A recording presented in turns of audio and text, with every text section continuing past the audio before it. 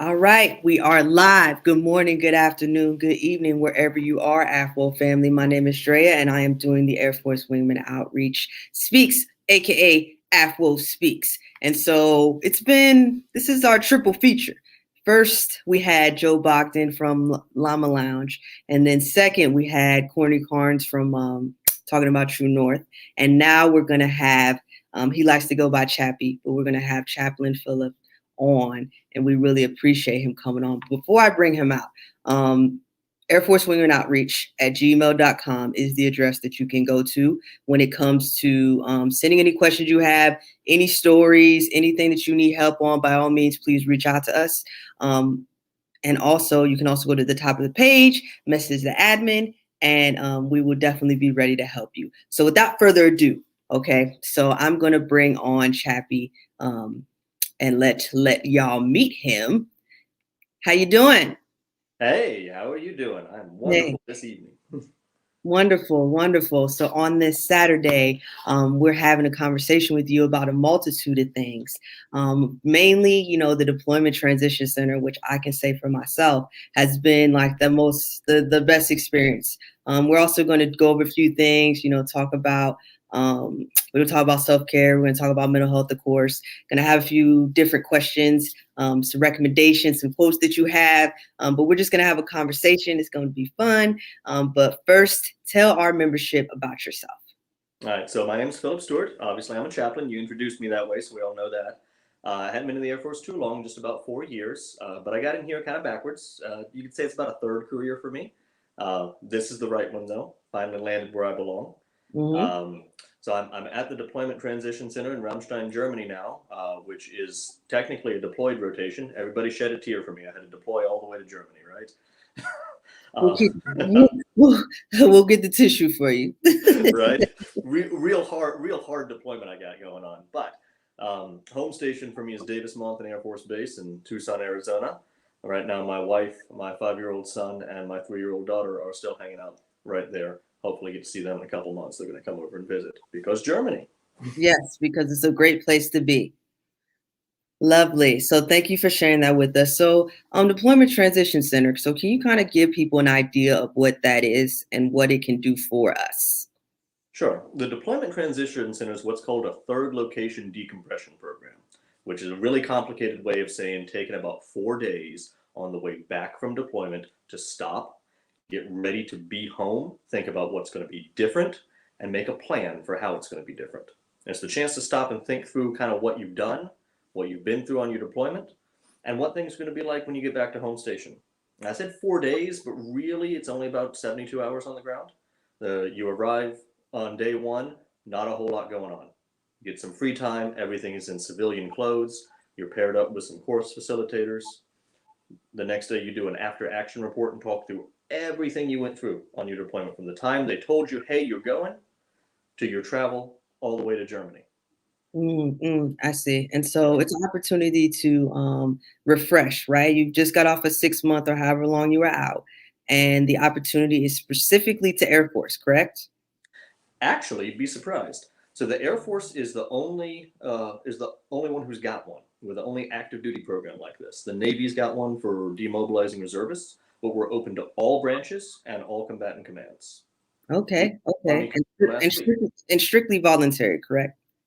Yes and no. So you can be recommended for it by your commander when you're downrange, but certain career fields are line remarked. A lot of security forces and EOD coming out of CENTCOM, chaplains and religious affairs airmen coming out of CENTCOM are line remarked to come through the program. And so what is the importance of this? And I'll kind of, tell you my thoughts first, but as far as like how important this is, because I know as somebody who's deployed myself, when we come back from when we redeploy, our main focus is that checklist of trying to get to R&R. And we kind of speed through that. But tell us like how important this is. Right. So it's about stopping and taking a minute to think about what it's actually going to be like when you're home and to get that chance to decompress, because you go from being downrange, you're like, I just want to get home. I want to get back to my people, whether it's your family, your friends, whatever you're doing. I want to get on my R&R. I just want to go back. But if you stop and say, hey, I got to be different because what I was working down there and what R&R is going to be like, it's going to be different. I've stepped out of the movie theater, but the film kept going. Mm-hmm. Mm-hmm. So I need to think about what it's going to be like reconnecting with the people I care about, my friends, my family, you know, to take the time and say, all right, let me slow down. Let me figure out what's coming.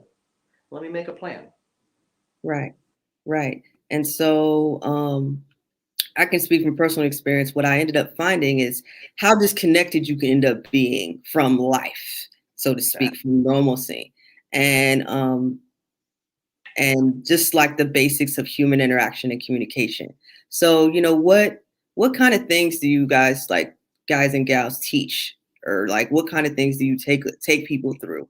Like, kind of give us a little look behind the curtain. Like, I'm Yep. Emerson Snuffy, I'm coming back from deployment. Like, what is so special about this that it's just, why can't I just go home because I want to go home? All right. Well, let me give you two examples. All right. The Sure. first one, here's your concrete example. Is usually the kind of the afternoon of the second day you're here. We take everybody out to one of these German cities, and you go out, you have a meal, and you walk around, you see some old castle or something, and you're around all these people and kids and dogs. You have to buy your lunch. You have choices. You get to decide what you want to do. And for a lot of people, it's this is the first decision I've made for myself in 6 months. What do I Mm, want to have for lunch? It's not just what the defect's serving. What am mm, I going to order? I'm out there with all these other people, Germans right up in your face. mm, mm, The chance to go, okay, hold on, things have got to be different. right. Um, Mm, and then in terms of what we teach and what we talk people through, that's actually what we do on the third day. We go through a program called the Combat Bridge. What we do is we take the four pillars of comprehensive airman fitness, and we ask about what the deployment experience was like. What kept you socially connected? What kept you mentally focused? What kept you physically energized? What kept you spiritually aligned? And then we flip it like a U-turn and say, hey, what's your plan for staying socially connected when you get back home or socially reconnected? What's your plan for staying physically energized? Because you're not going to the gym 7 days a week anymore. Maybe. I know I won't be. yeah. Right? Kind of the expectation management of, okay, things do have to be different, even if it's, hey, I'm just going to go back and get back in the job, family's not there, whatever. Your relations with your friends or your work center or whatever, it's going to be different than being downrange. And thinking about what those expectations are like.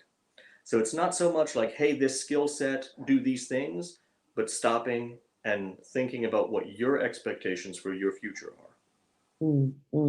True story. And it's not only just the courses, like you get some of your time back, like the alone time.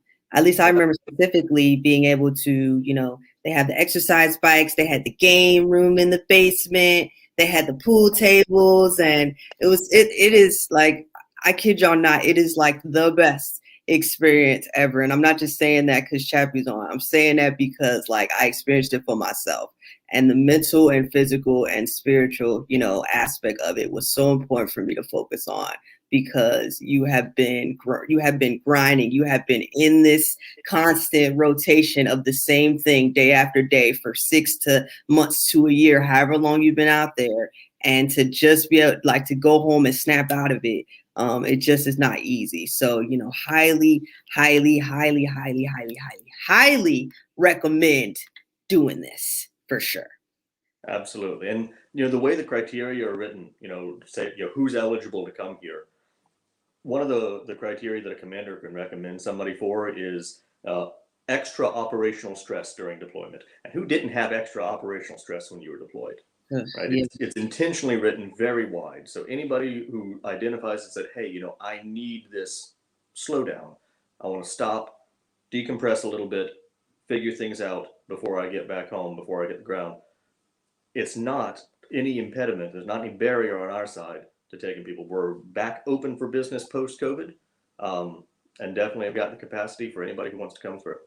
Good, good, good. So the COVID piece of it, what was that experience for you all like? Oh, In it was a mess. The DTC shut down, I think, in about March of last year, and did not open back up to anybody in person until December. Didn't have anybody in person on the ground until January. For a mm, while, we were having to have people stay 7 days instead of 4, just to meet kind of the restriction of movement requirements, Right. which worked out pretty good. We did some extra resiliency courses, did some extra stuff for people on base. People got to hang out a little more. Right. We're back to our normal 4-day program. Anybody who does have the vaccine can go off base and hang out. Anybody who doesn't, we got a lot of programming here at the facility, and people get to use a lot of the stuff here on base absolutely free. We'll So play you're golf or so like that. just adapting, right? Right. But ultimately not losing the objective. Right. The whole point is to try and take this time out when you're redeploying. The whole thing is to serve airmen, soldiers, sailors, Marines too, but airmen and guardians who are redeploying, and say, let us take care of you for a few days so that you can return strong. That's our thing, is return strong. Gotcha. So what is how do you measure the effects of all this? Like, I mean, I imagine it's just feedback, not necessarily a data driven thing, right? How do you know how good it's working? Yeah. There was actually a study back when things first started off about a decade ago about some coping skill and symptom reduction. So we have a little bit of science behind it, but every group who comes through here does a pre and post survey. We got something like a 98% satisfaction rate. Lovely. Everybody says, even the people who are like, look, I was line remarked to come here. I don't want to be here. I just want to go home.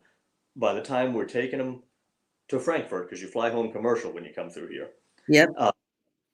By the time we're taking them home, they're like, I wish I could stay a little longer. This is just what I needed.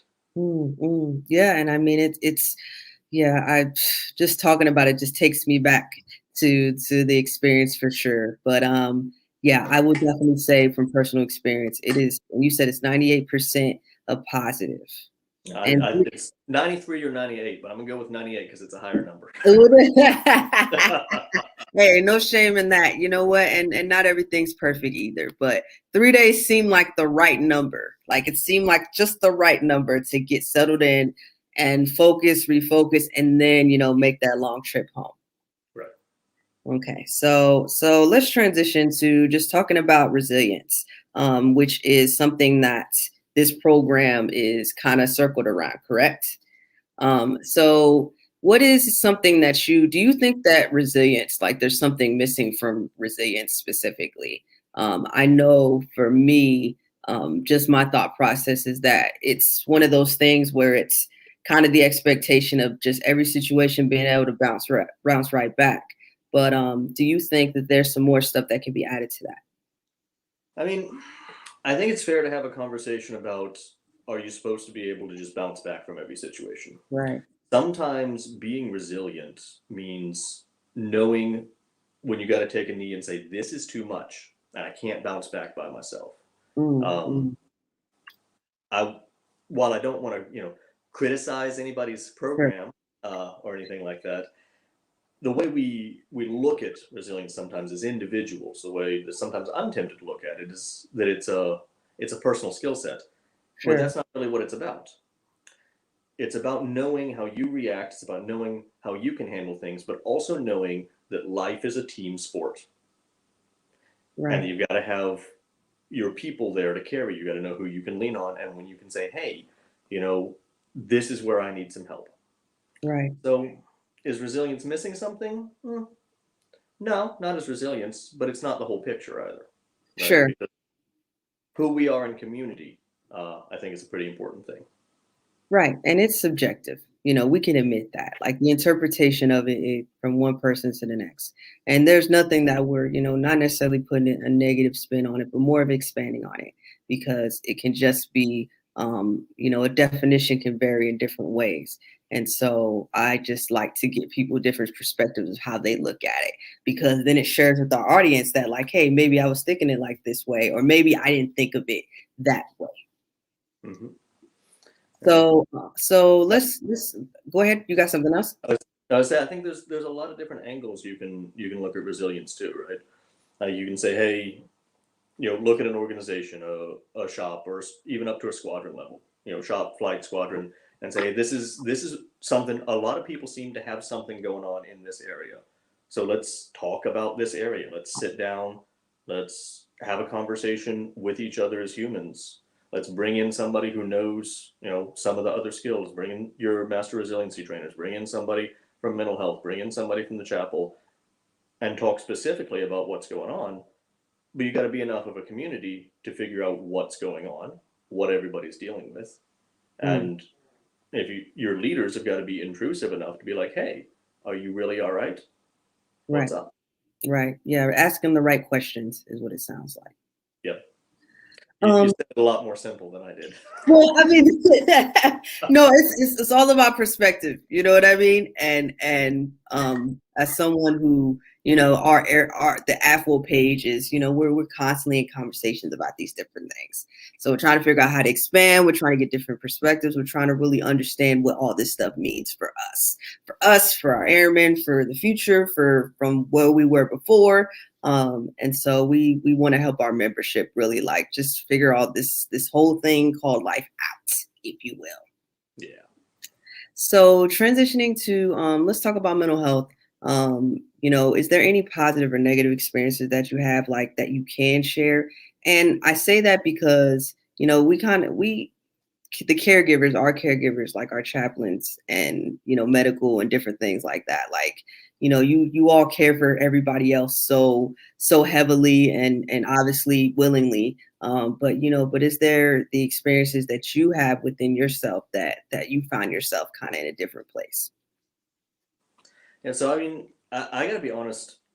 Let's name the elephant in the room. A lot of the time, mental health gets a bad rap, right? Sure. Absolutely not my experience. Sure. I have some dear friends who work in mental health. Right. And one of the neat things about being in a field where I get to help other people is that I get to work with those other folks who help other people. I get to make friends and be like, hey, these are real human beings. So if I'm talking to somebody, I'm like, hey, this might be a point where you might want to consider talking to somebody in mental health. I'm not just saying, oh well, go over to B-Hop or go over to the clinic or whatever. I'm like, let me go introduce you to somebody I trust. This Right. is somebody I build a relationship with. Right. And sometimes it's somebody you build a relationship with because you lean on each other, right? Right. Chaplains are human too, just like everybody else. Sure. I have a dear friend who's a chaplain that I call a couple times a week, and I'm like, dude, help me figure my stuff out. Right. And that's kind of go through a cool period, and then right. he'll call me and be like, dude. Yeah, it's you rally within your own core because I know the chaplains are pretty tight. At least from what I've seen. Like there's, it's I won't say it's a heavy burden. Do you think it's kind of from an outsider perspective, being a chaplain has its own share of stressors, I imagine, and just your desire dependency. We're very reliant on you all to, kind of just take all these emotions in and all these people in individual spaces and really just help thousands figure out like what is going on with their life. I'm not gonna lie and say it's not stressful. Sure, sometimes you hear some hard things, but one of the things that I like to tell people is don't ever think that chaplains are only there for people on their worst day, because we get to be there for people on some of their best days too. I get to be there when people get married, when Okay. their kids Okay. baptized. I get to celebrate with people in their special moments of their lives too, and that there's a lot of balance in that. That's a I great just point. always feel like that's worth pointing out, right? Because Mm, you know we're there when it's bad, and we're there when it's good, and that's a really great privilege either way. That's a great point. We may have a narrow scope, but then yeah, like the marriages and childbirths, baptisms, whatever applies to that specific situation, versus we kind of only see the chaplains in one scope, which is like, see a chaplain for mental health issues, or see a chaplain if you're having a negative or a bad day, versus all the good things. And I even just now, I was like, yeah, you're right. You are there for that. So thank you for pointing that out. Thank you for pointing that out. Also to our audience, if you have any questions, for our chaplain here for Chappie. We really welcome that. We welcome any comments, any of that stuff, for sure.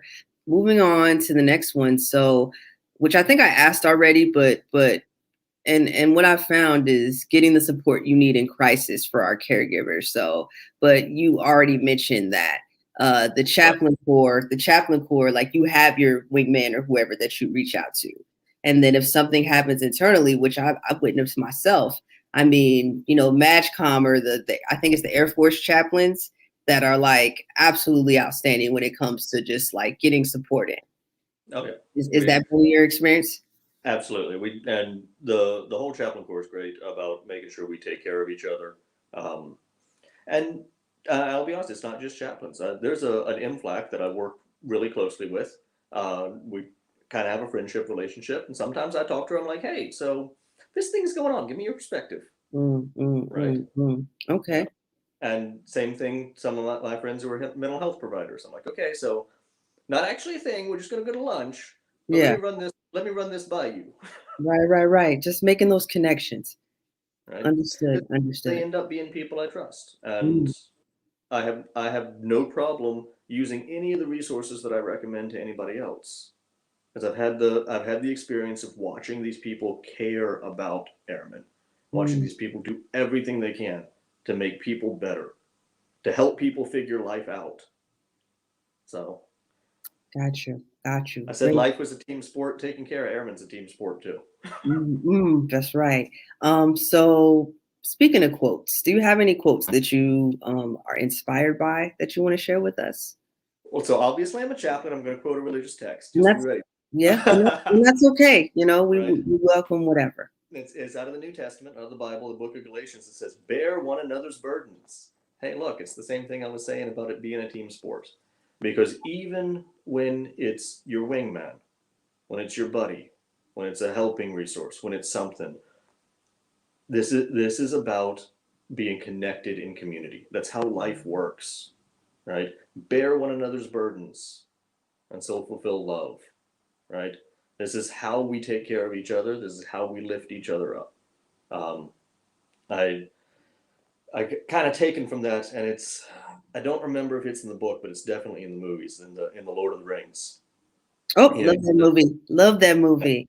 oh yeah, I think it's in the book too. I'm pretty sure Mhm. it's in the book as well. It's near the end. You have the guy Frodo who's got the ring, and he can't make it up the volcano to throw it in or whatever.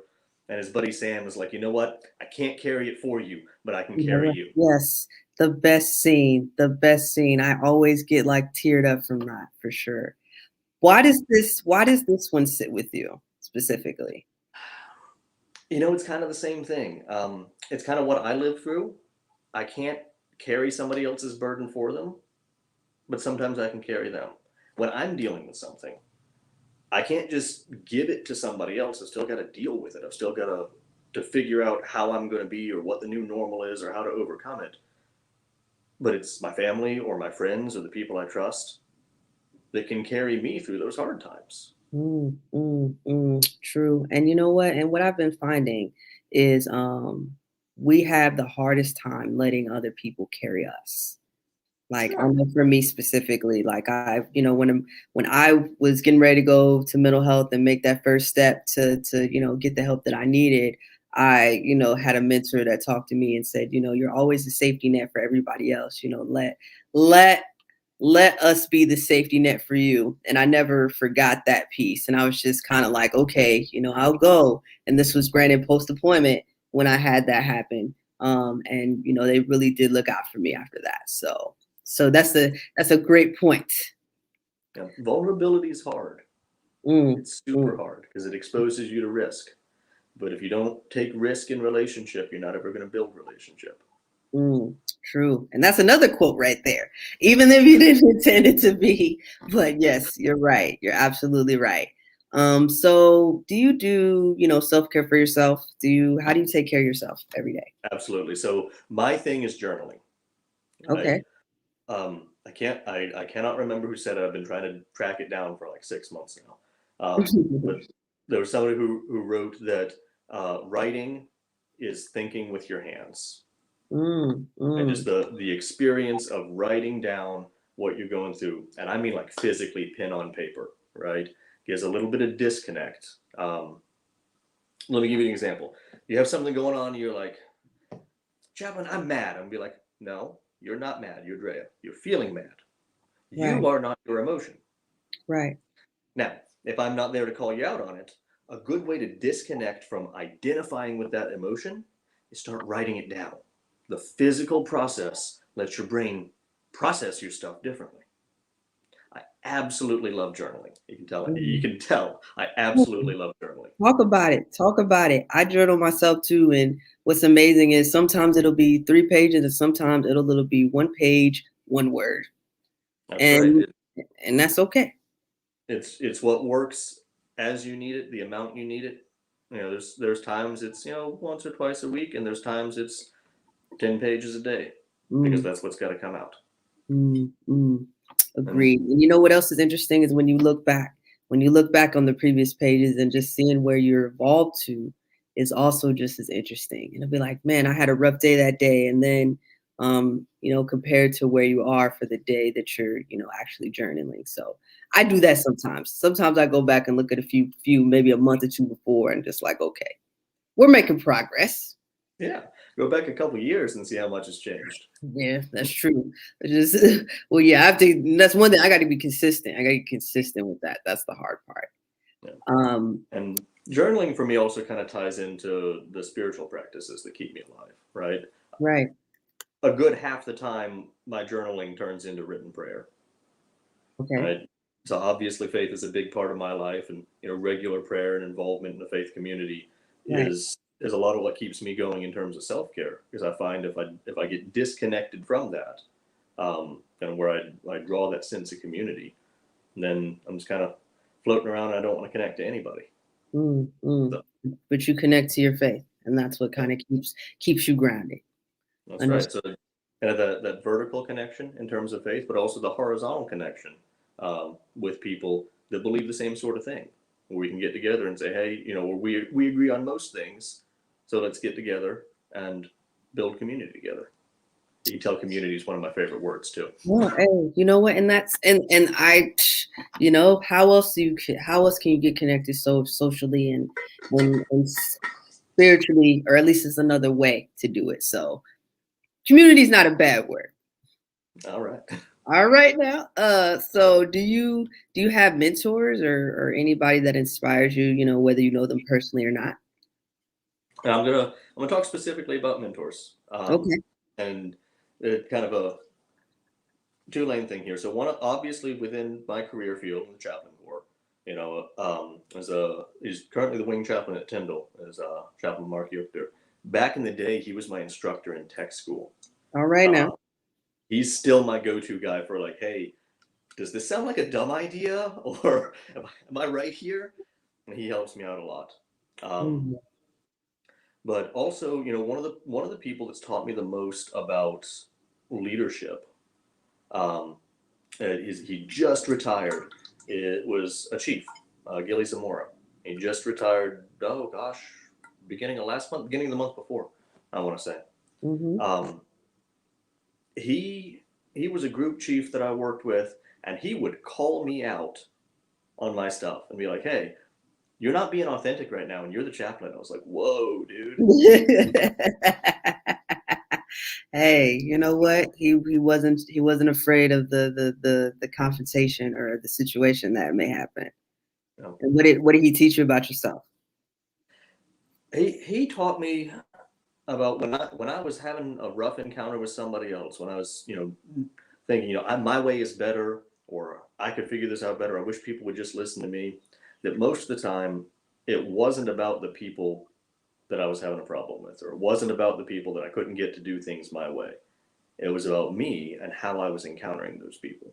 And Mm, I'd start to see everybody else, either as an ally to get what I wanted or an obstacle who was in my way. gotcha. Um, he taught me a lot about what it meant to be a leader, honestly, to be an officer, and how to get out of my own way, working with people. Lovely, lovely. Well, thank you for sharing that with us. We all need people in our life to teach us things about ourselves, especially the constructive criticism, the things that are kind of hard for us to hear, but we need to hear, right? Yep. Still love that dude. I still talk to him on Zoom like once a week from over here. So Good deal. Good deal. Love connections. Love connections. So what would you say to your younger self, knowing what you know now? buckle up. Right. This, Go ahead. I think younger me probably needed to hear. I don't think younger me would have listened, but younger me probably needs to hear what a lot of people need to hear is you think you got a path, you think you got a goal, you think you know where you're going.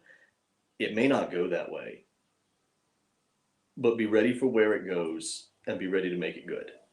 Mm, mm. And it's 10 been years, it's been a ride, right? yeah. 15 years ago, I never thought I'd be here. I never thought I'd be in the military. Mm. Right? This is my third career. And Okay. it's things just end up different. Um, your plan, there's an old joke about a man plans and God laughs, right? Mm, Because mm, it's never going to go the way you think it is, but it can always turn out good. It's what you make out of it. Awesome. So and I asked that question in a sense of reflection, like giving individuals a reflection point. Like we should maybe all ask ourselves this: like, what have we learned? What have we learned throughout our process of life? And what would we tell ourselves when we were younger? And if anything, it's not that we can go back and change it. It's just the fact that we are better than we were. Hopefully we've learned, we've went through these experiences for whatever reasons, and that's how we've gotten better over time, in my Well, opinion. I think you're right. And to be honest, I think I might even tell younger me, don't do anything different. Right? Really. Even the experiences that I'm like, that was dumb. I shouldn't have done that. That was really dumb. Right, right. They're the things that made me who I am now. And Mm. I don't think I'd give up any of them for anything. Agreed. And you know what? And that's and I feel like that sometimes too with myself. It's just like, you know what? In hindsight, yes, at the time it felt painful. At the time it felt like I didn't know what was gonna happen. And then here I am now, like, 18, however many years later. And it's just like, wow, who would have thought? Who Mhm. would have thought? So do you have any books or any recommendations for us, like any audiobooks that you listen to or anything? So one of the things I keep coming back to is this book called Leadership and Self Deception. Okay. It's by a group called the Arbinger Institute, and it honestly talks a lot about what Chief Samora was teaching me about how we encounter other people and how we are authentic to who we are and encounter other people as people. And what attracted you to that one? Was that something that was recommended to you by somebody else or Yeah, by that him? was that mentor just said, "Hey, you need to read this, dude." Okay, okay, okay. And so you felt it stuck with you enough to recommend it to us.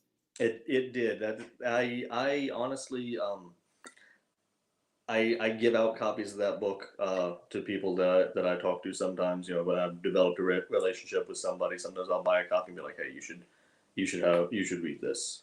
Um, Another one it's maybe a little bit specific, and it's called "The Wounded Healer" Okay. by a guy named Henri Nouwen, HenriNouen. He was Belgian, French speaking dude. I think he was Belgian. Um, and it talks about like being a minister. That it's really anybody who helps somebody, and he talks about the idea of we all carry pain. We've all been through things, and it's recognizing that and making space in ourselves to accept who somebody else is. That lets us bring healing to ourselves and to each other. And Mm, there's an analogy of like, so if your life is a house, your beliefs are a house. You can invite somebody else in without them having to share all the same things that you think, because you can make space for them. Doesn't mean you have to change your house, but you can let them stay in the guest room. The idea of interpersonal hospitality. That's another one I've bought for a lot of clergy friends I've got and recommended to. Just kind of people who get involved in taking care of each other, whether it's in a official capacity or even just a wingman capacity. So the leadership and self-deception, and the wounded healer. Those are my two recommendations. Lovely. Those are my go-to to recommend anybody books. Right. All right. Awesome. Thank you. When we're done here, I'll definitely update the post in Wingman Outreach to those two books, and I'm definitely going to look into them for myself, of course.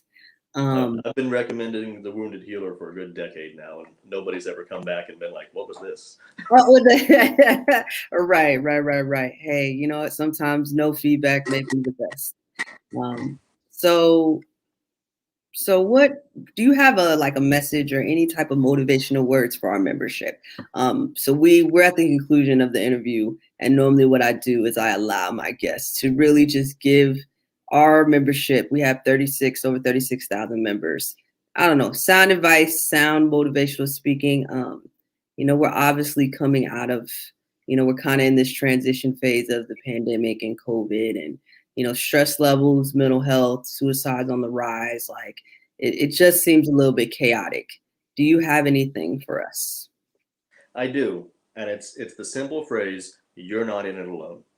Whether it's something good, it's something bad, whether it's high stress, whether it's good stress, whether it's bad stress, whether it's pandemic or pretending that it's not been around, you're not in it alone. Mm. You have people who care about you. You've got someone in your life who gives a rip about you. You've got wingmen. You've got people who care. You've got people who care just because you're human. Good or bad, you're not in it alone. Thank you. A little bit the same thing I've been saying. Hey, can't carry your burden, but somebody can't carry your burden for you, but somebody can help carry you.